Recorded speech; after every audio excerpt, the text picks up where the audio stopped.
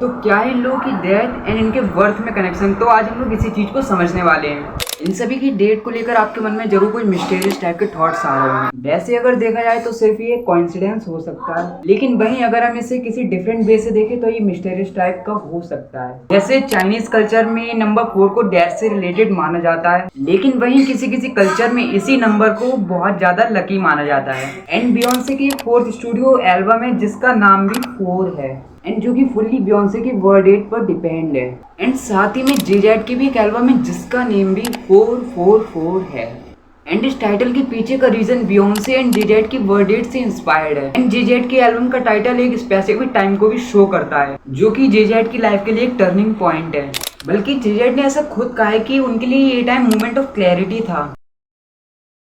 आपने जे कोल का सीनो सॉन्ग तो सुना ही होगा, जो नॉर्मली अभी सोशल मीडिया पर बहुत ज्यादा ट्रेंड में है। तो इसमें सभी लोग ऐसा बोल रहे हैं कि इसमें Michael Jackson, Aaliyah and Left Eye से रिलेटेड कुछ क्लूज दे रखे हैं। एंड लोग ऐसा ही बोल रहे हैं कि जे कोल ने जो सीनोस वर्ड यूज किया है सॉन्ग में, तो वो बियॉन्से एंड पीडीडी के फर्स्ट एंड लास्ट नेम से रिलेटेड है। एंड पीडीडी, जे कोल और बियॉन्से के आसपास कंस्पायरेसी थ्योरीज और फैन मेड स्पेकुलेशन भी चल रहे हैं। एंड ये थ्योरीज मोस्टली इसलिए वायरल हुई है क्योंकि फैन ने कुछ स्पेसिफिक लिरिक्स को स्पेकुलेट किया है एंड लोगों ने उन्हें किसी डीपर मीनिंग या हिडन मैसेज के साथ कनेक्ट कर दिया है।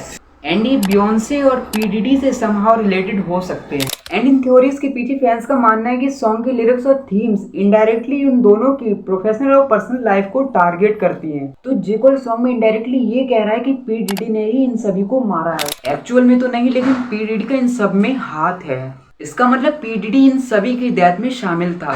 और साथ ही में लोग ऐसा भी कह रहे हैं कि माइकल जैक्सन को 7 बार वार्न किया गया है। एंड माइकल जैक्सन की डेथ ओवरडोज की वजह से नहीं हुई, बल्कि माइकल जैक्सन को मारा गया था। और लोगों का ऐसा भी कहना है कि इसमें भी पीडीडी का ही हाथ था। और साथ ही में पीडीडी के घर से माइकल जैक्सन के घर तक एक टनल था और डीडी पर इसके लिए ट्रायल भी हुआ, क्योंकि लोगों को डाउट था कि माइकल जैक्सन को ही पीडीडी ने मारा है या फिर किसी और को भेजा था मारने के लिए। एंड अब बात आती है आलिया की। आलिया की डेथ एक प्लेन क्रैश में 25 अगस्त 2001 को हुई थी। जब आलिया रॉक द बोट की शूटिंग के बाद वापस यूनाइटेड स्टेट लौट रही थी, तो उनका प्लेन टेक ऑफ के बाद तुरंत क्रैश हो गया। और इन्वेस्टिगेशन के बाद ये पता चला कि प्लेन ओवरलोडेड था और यही चीज क्रैश होने का मेजर रीजन बनी। उस क्रैश में आलिया के साथ प्लेन में जितने भी पैसेंजर थे उन सभी की डेथ हो गई। एंड लोग ये भी कहते हैं एक्चुअल में आलिया वहां उस प्लेन में जाना नहीं चाहती थी, लेकिन उसे मजबूर किया गया उस प्लेन में जाने के लिए। और ये भी कंफर्म नहीं है कि आलिया की डेथ से पहले कोई सेटअप किया गया हो।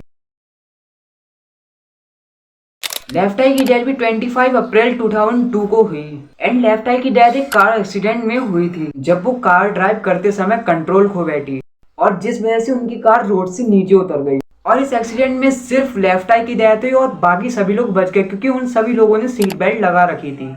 तो इसमें कुछ भी कहना मुश्किल है कि लेफ्ट आई की डेथ भी पीडीडी ने ही कराई।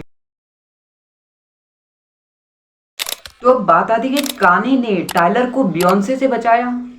आपने ये टाइलर की क्लिप तो जरूर देखी होगी। जब टाइलर को अवार्ड मिल रहा तो कानी स्टेज पर आए, तब कानी ने बोला कि Beyonce has the one of the best video of all time, ऐसा ही करके कुछ कहा था। वो टाइलर को बियॉन्से से बचाने की कोशिश कर रहा था और बियॉन्से ही सुनकर खुश हुई और इसी वजह से टाइलर को अभी तक कुछ भी नहीं हुआ।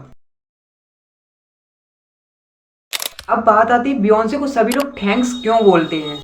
पीडीडी और जेजे चाहते हैं कि बियॉन्से के करियर को कोई भी खराब ना करे, क्योंकि बियॉन्से को उससे आगे निकलने वाले हर एक लोग से जेलस होती है और बियॉन्से डीडी से उन सभी को मारने के लिए कहती है जो भी उससे आगे निकलते हैं। एंड डीडी बियॉन्से का बहुत ज्यादा क्लोज फ्रेंड है और डीडी ये काम खुद नहीं करता, बल्कि ये काम दूसरे लोगों से करवाता है। एंड यही रीजन है कि एडेल और लीजो ने अवार्ड स्पीच में बियॉन्से को थैंक्स बोलकर अपने आप को बचाया।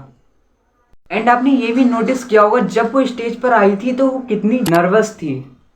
तो बस यही रीजन था कि बियॉन्से को सभी लोग थैंक्स क्यों बोलते थे। एंड सोशल मीडिया पर बहुत से लोग इस चीज को मिस्टीरियस टाइप से देख रहे हैं, लेकिन असल में ये एक साजिश थी।